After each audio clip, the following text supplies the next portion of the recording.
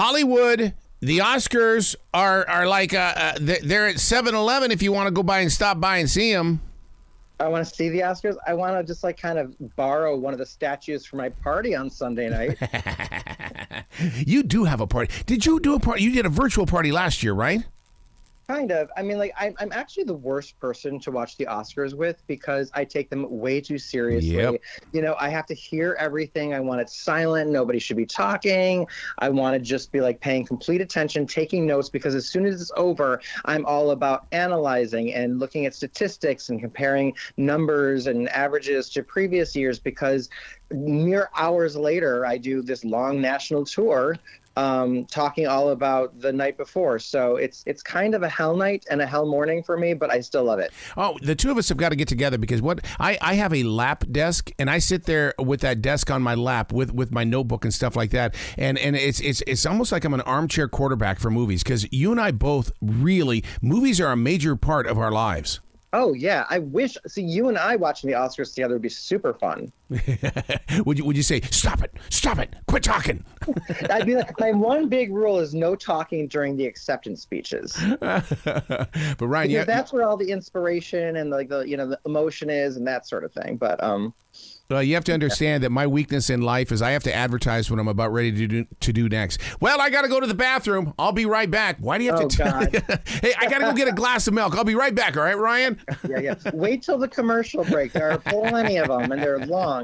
Meanwhile, I'm just having a couple friends over, but I did make a couple of my friends that are coming over on Sunday night watch some of the movies. Like they very hadn't nice. seen West Side Story, they hadn't seen Coda, they hadn't seen Power of the Dog. I was like, you got to watch these movies if you're going to sit next to me and if you understand some of the things that are going on here.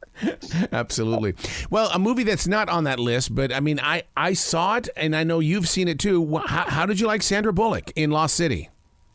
The Lost City is really fun. It's nice to see Sandra back in a rom-com, this one of the adventure variety. It's kind of like Romancing the Stone for a New Generation. That Kathleen Turner and Michael Douglas movie from, I think, the 80s. Channing Tatum and Brad Pitt are also really good in it. I mean, Channing's proving himself a great comedian. And then Brad Pitt, his cameo, it's an extended comedic cameo, but it's excellent. It's kind of like one of his best performances. I feel like you just wanted more of him. Really Absolutely. Funny. Lots of hair acting. And then you've got Daniel Radcliffe, who plays the frustrated villain with a Napoleon complex. And, Dan Radcliffe is a man now. He's 32 years old. I don't know if I'm ready to embrace that, because I still think of Harry Potter as Harry Potter. But he did a really great job here, aside from pronouncing some words exactly the same, which maybe you just can't get away from. He carved out a really fun villain here for the cinematic experience. I love seeing Bowen Yang. I love Divine Joy Randolph. She was such a scene stealer. She was the publisher. And for me, every time she was on, I was just like, please, I want to see this woman in everything I see. I like the fashion. I think, she's in the most unpractical. Sandra's in the most impractical outfit ever, the sequined jumpsuit. Like, how do you go to the bathroom? That thing's stranded in somewhere. But the physical comedy is not her strongest suit, pun intended. But aside from that, I thought she was really great. I thought she had great chemistry with Channing Tatum. I was a little bit bored with the romance and that romantic trope of like, oh, they're not in, what's going to happen. They're going to end up together, but they're not really into it. I mean, that whole rom-com genre predictability. But that did turn a quarter for me, and I did come on board because there are a lot of really great layers to their characters. They filmed in the Dominican Republic. Oh, wow. And it was beautiful, and it was really fun. And then the adventure, I felt like the balance became good with the adventure as well. So just want to let everyone know, if you're going to see it, which you should, see The Lost City. That's my recommendation. Stay for the you have to. Thank you. Yeah, thank you. Mid-credits scene. Yeah, you have to, because that don't be getting up and putting your bucket of popcorn into the trash can, because this is one of those that's going to have a payoff to it. Exactly. Yeah. I knew there was something with the love story on it, with the way that the cameras panned back with the ocean scene, because all of a sudden I was no longer interested in their love. I was more interested in the beauty of the picture. Right.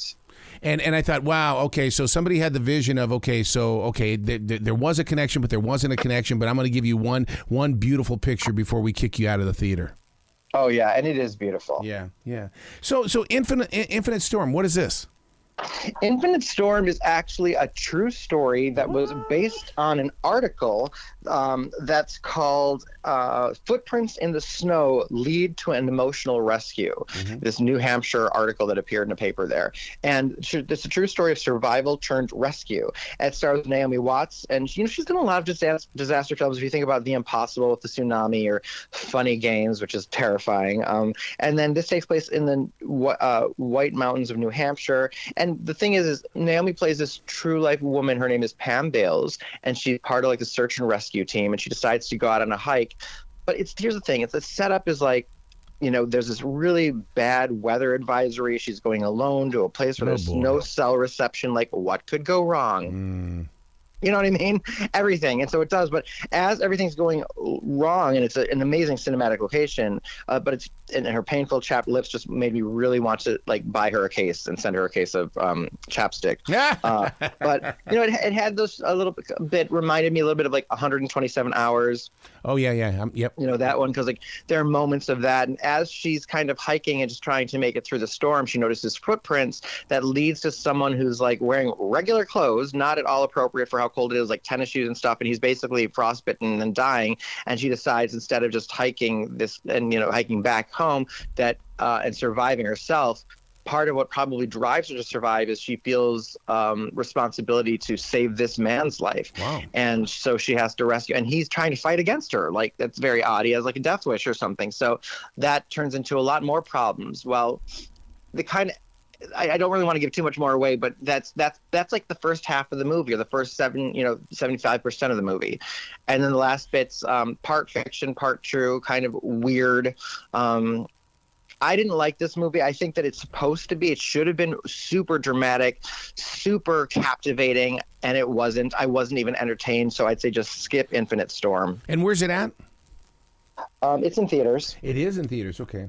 Yeah, man, because I'm in theaters, but are you the type of person like I am where I will spend 15, 20 minutes just staring at movie posters, and I haven't even seen the movie, and I'll just sit there and stare at the poster? Oh yeah, there's a good poster. I love good movie posters. I don't like to watch trailers because I don't like spoilers. Right. But, Right. Yeah. So I know about Pachinko. I have not seen it yet, but the reason why I know about it is because I wanted to watch it the other night, and I had to, it says, well, it's not available until. So it's finally available tonight?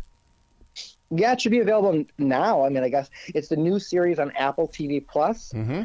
And it is really, really, really fantastic. I mean, this is a show that redefines epic television, not in the way of like,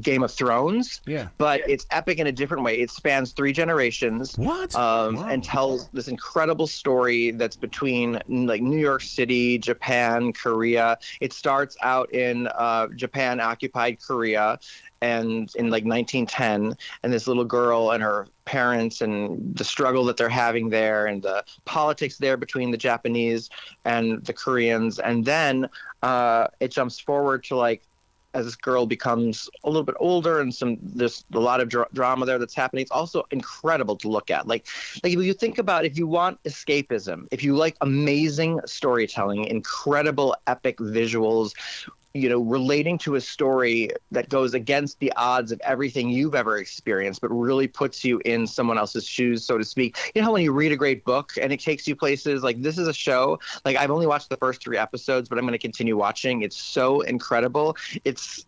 Has some Korean mysticism at the beginning, a lot of risks and high takes that these characters decide to experience. It's stunning. It's fresh. Just an amazing cast. The open is really fun. I watch it every episode. Exceptional direction and cinematography.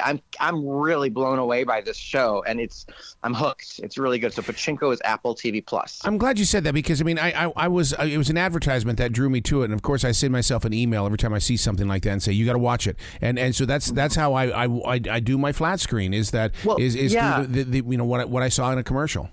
And I know that the average viewer tends to resist a lot of things with subtitles, but don't. Like, you would not have seen Parasite if you do that, And this is equally impactful. That's like Squid Games too, because I mean, Yes. I mean, I didn't want to watch the one that had the English version in it. I wanted to see the one that had the same. subtitles. I watched it with subtitles as well. Yeah, me too. Absolutely. Hey, speaking of series and stuff like that, and television that seems to be earth shattering and stuff, have you checked in with Renee Zellweger yet with the thing about Pam? The thing about Pam. Jeez, yes, I have. my God. What? I know, and I'm not a fan of hers personally, but she's doing really good work here, and she produced, and she's very funny. I love how it's such a wacky, true life story, but she's making it really funny, and it's really fun to watch. I'm enjoying that show a lot. I've been with Renee.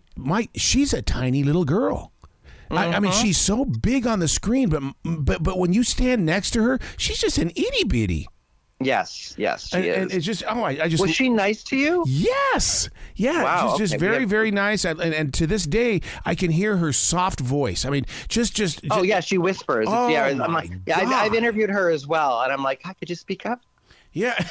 Yeah. Hi, I'm in the room. It's like she whispered. It's kind of like she doesn't do that when she's acting, but like she can deign. It's like she can deign to speak to someone in an interview. She's like, wow, I just like to let you know. She's her whole Marilyn Monroe. I'm like, oh, whatever. I could.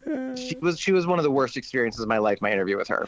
I was shocked to see Bridgerton on your list, because I swear I just saw on Entertainment Tonight that it wasn't back on TV, but it must be because you're talking about it. It is. I have to run into sex, so I'll tell you really quick because I'm out of time. But Bridgerton Season 2 starts today on Netflix. It's almost everything you love about Season 1, all of the great color and the costumes, the music, the soap opera of it all. Early on in the season, I really missed Rene Jean Page. You know, he was the standout star of the first one, famously not coming back for this season because his character's not in Book 2, which this season's based on. And this season is terribly predictable as like a romantic comedy, or romantic drama rather, but it focuses on other characters, almost as juicy. I really got into it, ended up loving it, looking forward to a season 3. So it's really great. Turns out really great. And I'd say if you like period films, I want to remind you to stream The Gilded Age on HBO Max, which I'd say is as good, if not better, than Bridgerton at this point. Go get your makeup on.